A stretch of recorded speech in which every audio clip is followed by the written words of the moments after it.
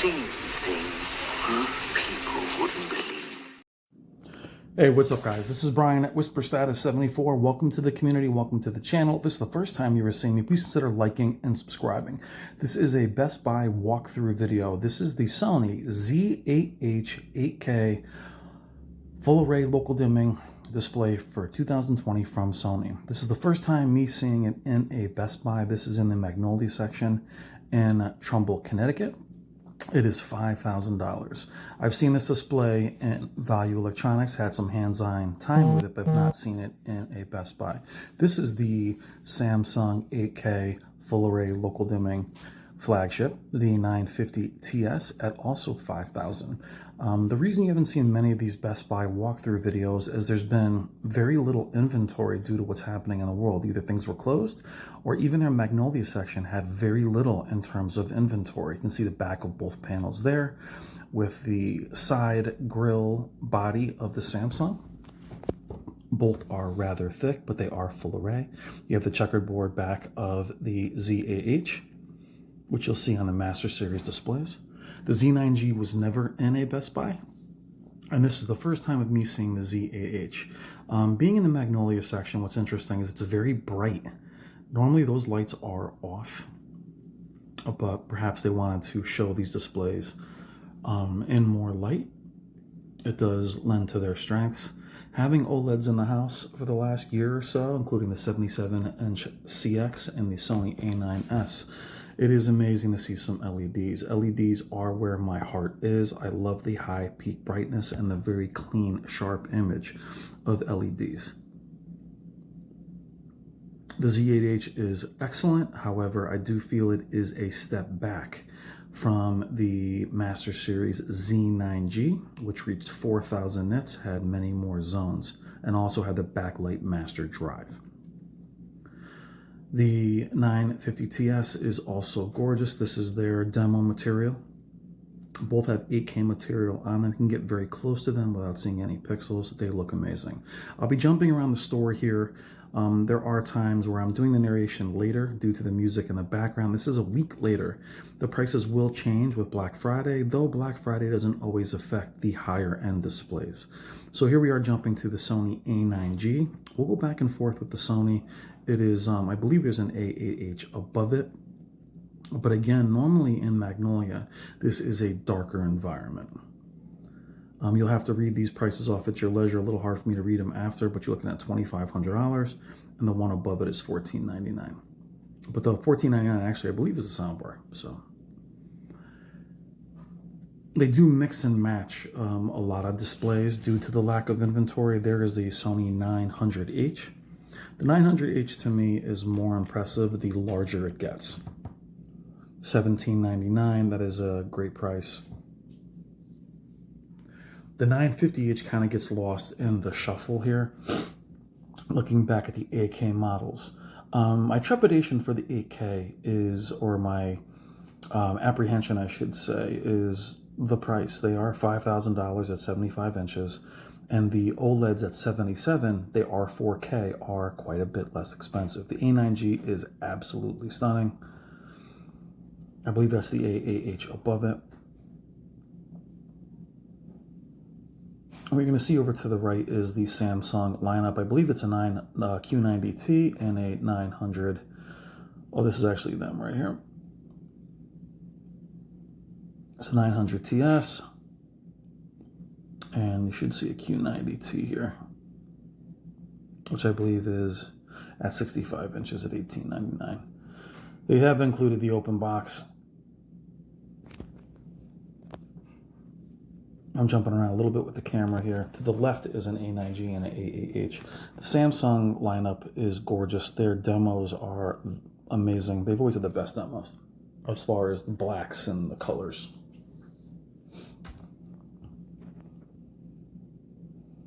But they have kind of thrown them together here. So you're looking at 10,000. I believe that's for the 80 plus inch, 85 inch 900TS. Oh yeah, it is the 950TS. That is an 85 inch. They do have that in store, which is gorgeous.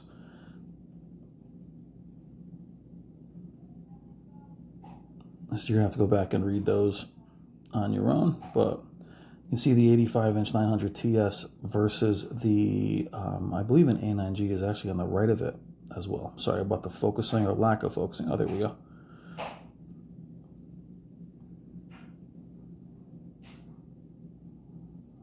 I believe it's a 900R actually, from last year, if I'm not mistaken. We get very, very close to them. You don't really see, any pixels. So then you have Sony's. There's another look at the A9G. The A9G is also on the right. So you have an A9G on the right, and then if you look hard left, there's another A9G in the corner. Normally there is a CX here. You get very close to them as well. What I love about this Sony A9G, the Z8h, is Sony has a very, considering what's going on with the CX right now with HDMI 2.1 and the fluctuations in the blacks, Sony's are just very complete and they're very streamlined, meaning they are what they are. They don't change much in terms of picture quality. It's a more streamlined, straightforward. Their settings are very straightforward, very natural.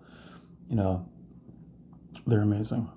And you see the A9G next to the 85-inch 900TS at $10,000. Now, keep in mind the A9G was $6,000 at launch, has dropped in the last few years, but we are comparing it more 4K to 8K. The tough thing about choosing a 75-inch 8K versus the 77-inch OLEDs is you are paying more money for what I believe are the features that belonged in the 4K flagship lineup, mainly the Q950T and the 950H. I would have liked to have seen versions of these panels, not the A9G obviously, but the 900TS, I'd love to have seen a 4K variant. I feel like Samsung is always taking from their lower lineups or their 4K lineups and then jumping it up to their 8K lineup. Sony did the same thing.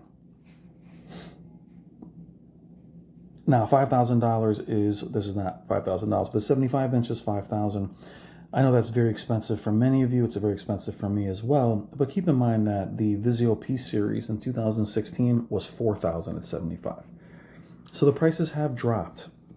But being $5,000 for 75 inches, you're kind of paying almost 4K premium prices a few years ago. Many of us are used to, paying quite a bit less.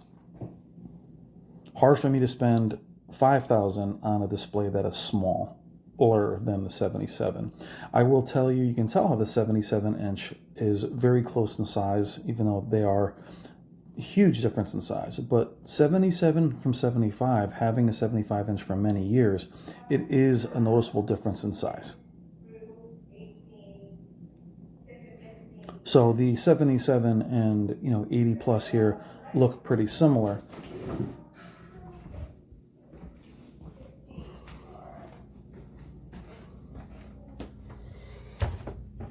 And there's another 75 there. Now, the reason I do this narration after is that the music in Best Buy will trigger copyright. Otherwise, I'd be reading them off the, off the stickers for you guys. But we're just looking at kind of what's there. And it's been a very difficult year in terms of seeing the displays live. This is an LG GX. Now, some of you guys have had some questions about the gapless. The reason they don't feel particularly thin, they're not like the LG wallpaper panels. You'll see that one at Value Electronics as well, $42.99 for 77 inches. That has come down quite a bit. As if you're familiar with OLEDs, they are very thin at the top and the inner workings are particularly thick at the bottom. This allows it to go against the wall, but it's not like the wallpaper thin that many of you are alluding to. Now we're out on the floor. You're going to see some Samsungs. You'll see the Q80T, the Q800T. It's become very confusing for many between the 8K lineups and the 4K lineups. Samsung does have also a habit of the Q70 from last year did not match the Q7FN and vice versa. The Q90T has more in common with last year's The Q90T has more in common with last year's Q80R, and that's a little disconcerting for many people.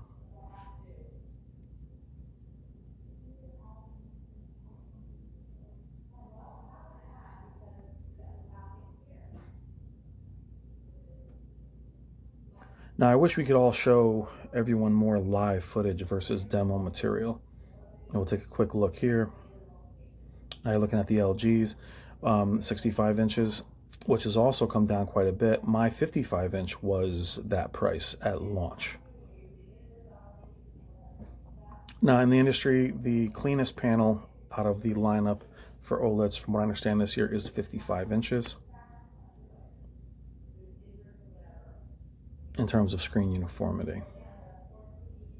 Now to the right over here, you're going to see some Sonys. You're also going to see some Vizios. We're going to do a totally separate video on Vizio and where I feel they are right now. They're really not worth mentioning in Best Buy as they're barely here. That's another nano cell. I'm going to try to get my hands on the nano cell for you guys. Nano cells for me, being IPS, are not something I love, but the top of the line 9000 is pretty good. Vizio, we'll give a quick look to them and just kind of pan away from them.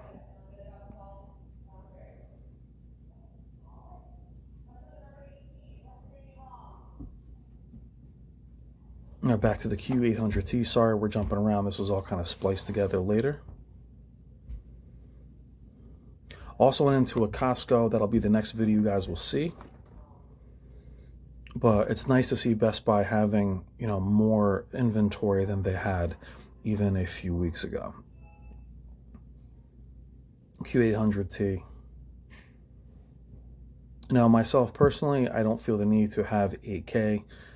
Being around the 77-inch, the image was a little soft, but that was in comparison to smaller displays I've been reviewing, which are 49 inches, where pixel density is unreal.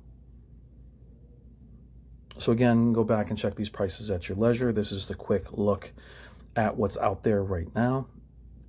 But what I wanted to look at more are these panels here, which was the 950TS. And between these two, which would you prefer? The 950TS or the Sony Z8h? The Sony does have HDMI 2.1, but none of the features that would lend itself to gaming. We're seeing as time goes on, that's not quite as important as of now with the new consoles, and the 950TS does have that functionality. The Sony does have Dolby Vision, Samsung does not. What do you guys think about this? I know this video has been a little bit all over the place, forgive me for that. Love you guys, I will see you in the comments. Take care. Which would you prefer? Samsung or Sony?